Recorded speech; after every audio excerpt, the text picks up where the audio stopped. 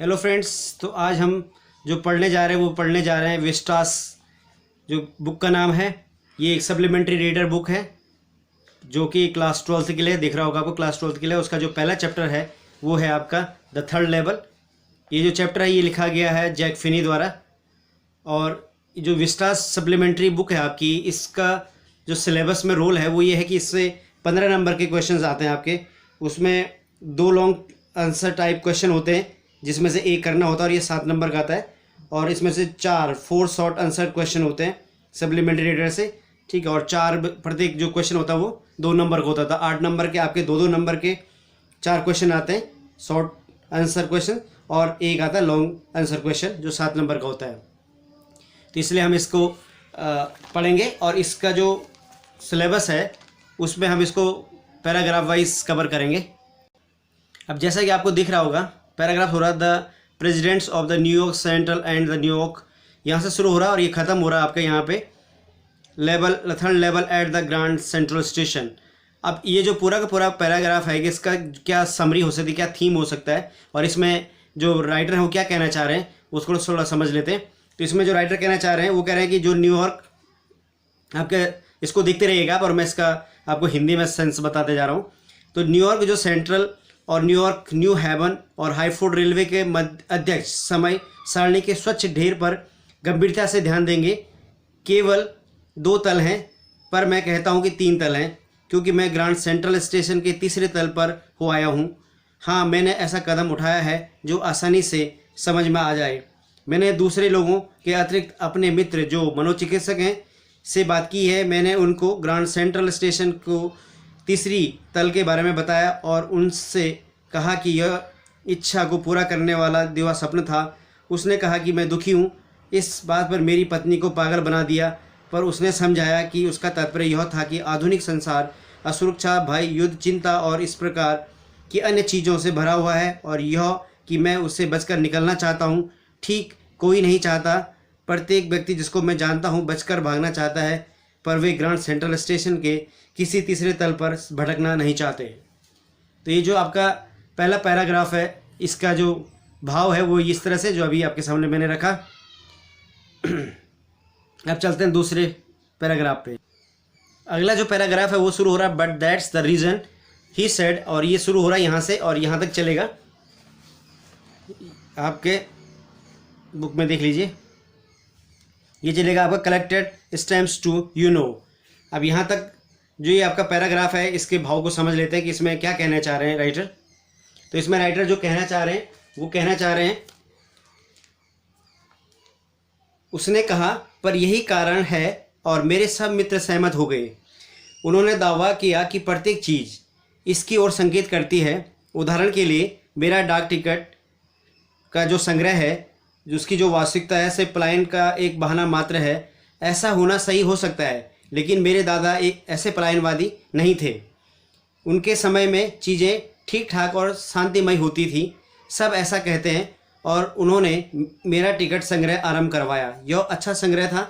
व्यावहारिक रूप से प्रत्येक यूएस अंक के 4 ब्लॉक पहले दिन के लिफाफे में। आप जानते हैं कि राष्ट्रपति रूजवेल्ट भी डाक टिकटों का संग्रह करते थे। अगला जो पैराग्राफ उसमें anyway here is what's happened and grand central से आपका शुरू होता है एंड यहाँ पर is faster than the bus.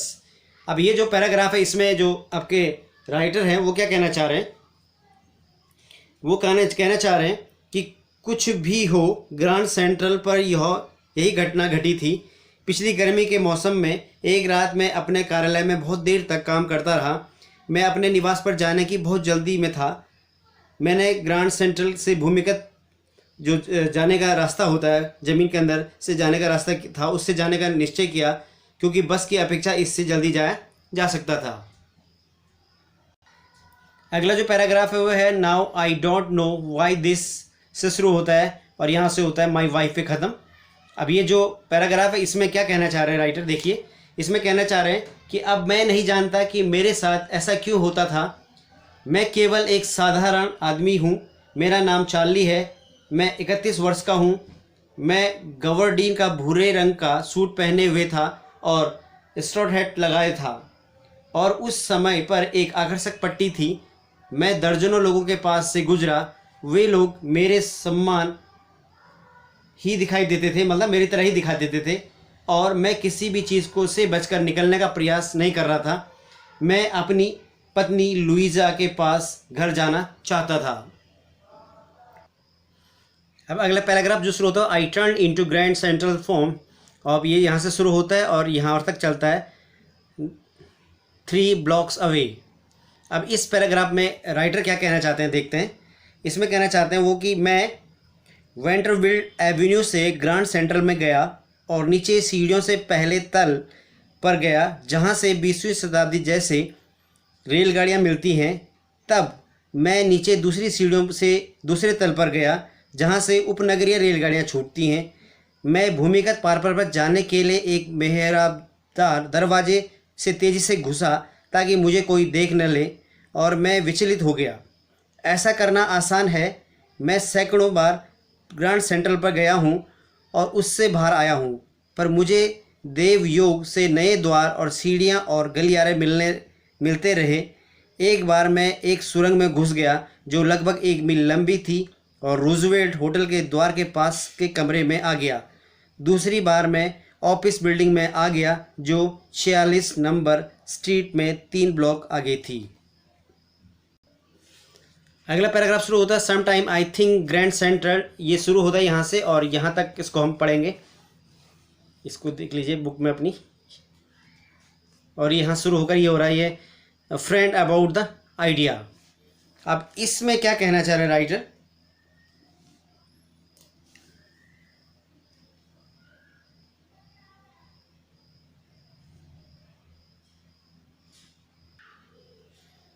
कभी कभी मैं सोचता हूँ कि ग्रैंड सेंट्रल पेड़ की तरह बढ़ रहा है। उसमें नए नए गलियारे और सीढ़ियाँ जड़ों की तरह निकल रही हैं। संभवतः वहाँ एक लंबी सुरंग है जिसके रास्ते के बारे में कोई नहीं जानता, जो सीधे नगर के नीचे आता है। यह रास्ता टाइम्स स्क्वायर में निकलता है और संभवतः दूसरा सेंट्रल पार्क से में निकलता है, और जो बहुत बरसों से बहुत कुछ से लोगों के लिए ग्रैंड सेंट्रल का एक निकास द्वार बचकर निकलने का रास्ता बन गया हो। शायद मैं सुरंग में इस प्रकार घुस गया हूँ, पर मैंने उस विचार के बारे में अपने मनोचिकित्सक मित्र को कभी नहीं बताया। अगला पैराग्राफ शुरू होता है the corridor I was in begin, और ये यहाँ पर आपका पूरा होता है they were open flame gas lights. अब देखिए इसमें क्या कहना चाह रहे हैं writer, the corridor I was in begin. मैं जिस गलियारे में था वह बाईं ओर मुड़ी और नीचे की ओर ढलती गई, और मैं सोचा कि वह गलत है, पर मैं चलता ही रहा। मैं वहाँ केवल अपने पैरों की आवाज़, चलने की जो आवाज़ होती है उसको सुन पा रहा था। मैं किसी भी व्यक्ति के पास से नहीं गुजरा। तब मैंने आगे एक प्रकार का थोथा जोर का सुर सुना। उसका अर्थ था खुला स्थान और लोग बात कर रहे थे। सुरंग में तेज़ी से एकदम बाईं ओर घुमाव आया। मैं कुछ सीढ़ियों से नीचे उतरा और ग्रैंड सेंट्रल स्टेशन के तीसरे तल पर आ गया। एक क्षण के लिए मैंने सोचा कि मैं वापस दूसरे तल पर आ गया हूँ, पर मैंने देखा कि कमरा छोटा था। थोड़ी सी टिकट विंडो और ट्रेन गेट थे। केंद्र में जो सूचना देने का बूथ बना था वो लकड़ी का था और पुराना लग रहा था। बूथ में जो आदमी था वो हरे रंग के नेत्र रक्षक पहने हुए था और लंबी काली आस्तीन के बाहर रक्षक पहने हुए था। प्रकाशमान था और टिमटिमा रहा था। तब मैंने उसका कारण जाना, वे गैस के जलने की लौ थी। अगला पैराग्राफ देयर वॉर ब्रास से शुरू होता है एंड देन आई न्यू, यहाँ तक चलता है। अब देखिए इस पैराग्राफ में जो राइटर वो क्या कहना चाह रहे हैं। वो कह रहे हैं देयर वॉर ब्रास, फर्श पर पीतल के पीकदान थे। स्टेशन के एक छोर से दूसरे छोर तक परावर्तित प्रकाश मेरी आंख पर पड़ रहा था, मतलब जो रिफ्लेक्शन होता है लाइट का। एक आदमी अपनी जेब से अपनी सोने की घड़ी बाहर निकाल रहा था। उसने घड़ी का कवर तेज आवाज़ से खोला। उसने अपनी घड़ी पर जल्दी से नज़र डाली और नाराज़गी दिखाने के लिए अपनी भ्रिकुटी तानी, जिसको कहते हैं माथे, जिसको कहते हैं भ्रिकुटी। वह डरवी हैट पहने हुए था, 4 बटनों का काला सूट पहने था। उसके कोट का सामने वाले भाग पर भीतर की ओर मुड़ा हुआ था। उसकी लंबी काली मूछें थी जो दोनों किनारों से ऊपर की ओर मुड़ी हुई थी। तब मैंने चारों ओर देखा और मैंने देखा कि स्टेशन पर प्रत्येक व्यक्ति 1890 के समकालीन वस्त्र पहने था। मैंने अपने जीवन में कभी भी इतनी लंबी दाढ़ियाँ, कलमे और शौकिया मूछें नहीं देखी थी। एक औरत रेलगाड़ी द्वारा चल कर आई। वह अपने बटन वाले ऊंचे जूतों के ऊपर घघरी पहने हुई थी और कसी हुई आस्तीन थी। उसके पीछे पटरियों पर मैंने एक रेल इंजन की झलक देखी और तब मेरी समझ में आया कि वह क्यूरियर एवं आइव्स कंपनी का बहुत छोटा इंजन था जिसकी चिमनी कीप के आकार की थी। अगला पैराग्राफ शुरू होता है, to make sure I walked से जून 11, 1894। अब इसमें क्या कहना चाह रहा है राइटर? टू मेक श्योर मतलब विश्वस्त होने के लिए मैं समाचार पत्र बेचने वाले लड़के के पास गया और उसके पैरों में समाचार पत्रों के ढेर की ओर दृष्टि डाली। समाचार पत्र का नाम था द वर्ल्ड समाचार पत्र वर्षों से प्रकाशित नहीं हो रहा था। मुख्य समाचार में राष्ट्रपति क्लीवलैंड के बारे में कुछ छपा था। मैंने समाचार पत्र का प्रथम पृष्ठ सार्वजनिक पुस्तकालय की फाइलों में देख लिया था और उस पर 11 जून सन 1894 ईस्वी मुद्रित था। उसके बाद I turn towards the ticket, और ये यहाँ पे हो रहा है, and I wanted to ticket to the Gilsberg and Illinois. अब देखिए आई टर्न टूवर्ड्स द, और यहाँ से शुरू होके ये हो रहा है आपका, कहाँ पे ख़त्म हो रहा है? गिल्सबर्ग और इलिनॉइस पे। अब देखिए इसमें क्या कहना चाह रहा है? इसमें कहना चाह रहा है, मैं टिकट विंडो की ओर मुड़ा, यह जानते हुए कि यहाँ ग्रांड सेंट्रल के तीसरे तल पर मैं टिकट खरीद सकता हूँ, जिसके आधार पर लुइजा और मैं अमेरिका में सन 1894 में जहाँ भी जाना चाहें या जा सकेंगे। मैं गिल्सबर्ग और इलिनॉइस के 2 टिकट चाहता था। अगला शुरू होता है, have you ever been there से शुरू होता है, I wanted to ticket for that. अब इसमें क्या कहना चाह रहे हैं? क्या आप वहाँ कभी गए हैं? अब भी वह आश्चर्यजनक नगर है। वहाँ पुराने बड़े ढांचों के मकान हैं, विशाल घास के मैदान हैं और में बहुत विशाल वृक्ष हैं।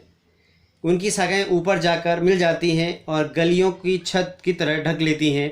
और सन 1894 ईस्वी में ग्रीष्म संध्याएँ अब की अपेक्षा दुगनी लंबी होती थी और लोग अपने घास के मैदानों में बैठते थे। आदमी सिगरेट पीते थे और शांति से बातचीत करते थे। औरतें शांतिपूर्ण संसार में पाम के पत्तों में बने पंखों से हवा करती थी और चारों ओर खदोत मंडराते रहते थे।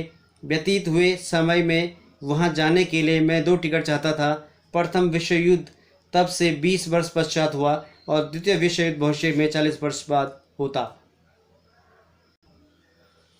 द क्लर्क फिगर्ड से आपका इवन इन 1894, ये जो पैराग्राफ है इसमें देखिए राइटर क्या कहना चाह रहे हैं। लिपिक ने किराए का हिसाब लगाया।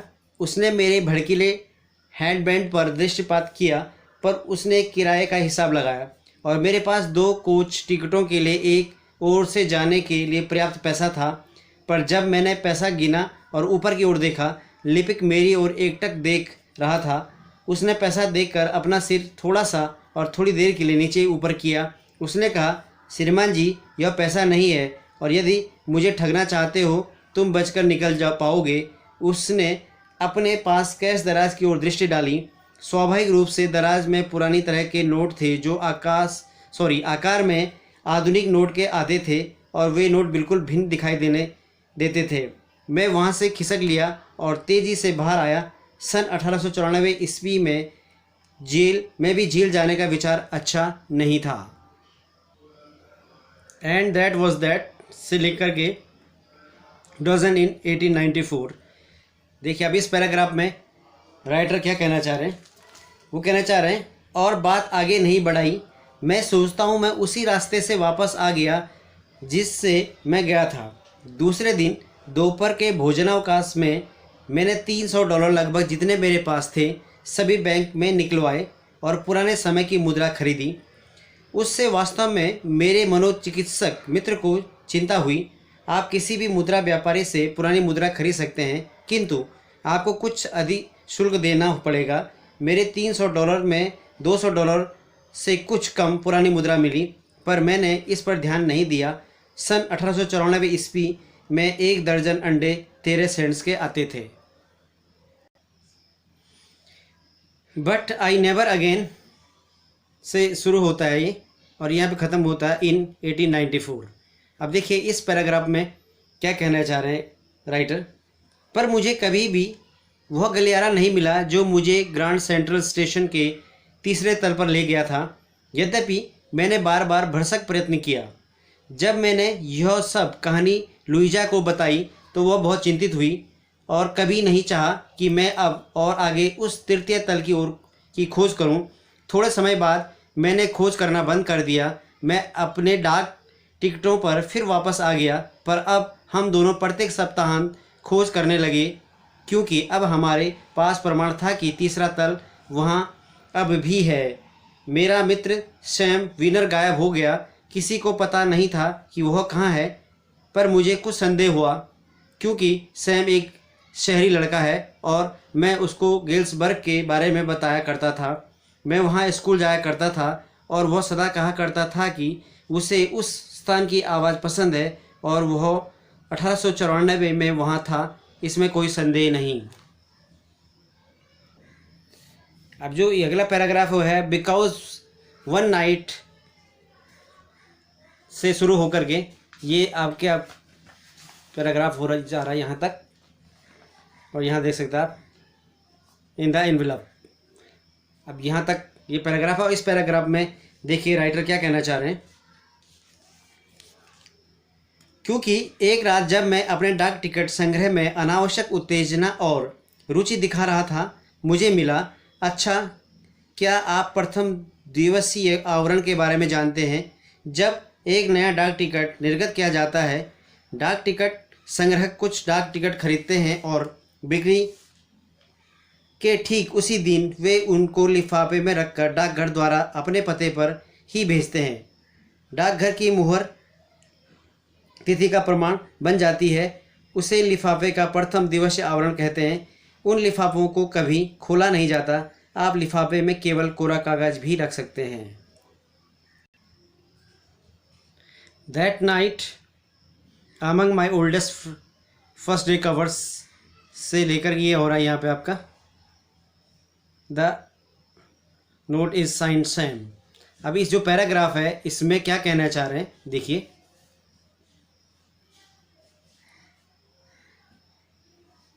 इसमें कहना चाह रहे हैं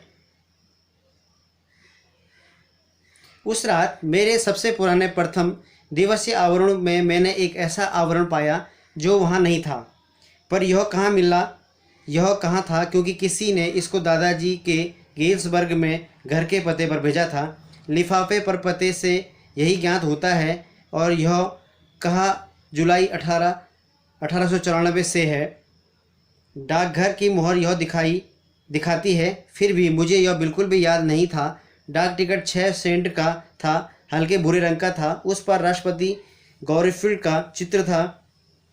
स्वाभाविक रूप से वह लिफाफा दादाजी की डाक में आया। वह सीधा संग्रह में रखा गया और वहीं पड़ा रहा जब तक वह मुझे मिला और मैंने उसको खोला। लिफाफे के अंदर कोरा कागज नहीं था, उस पर लिखा था।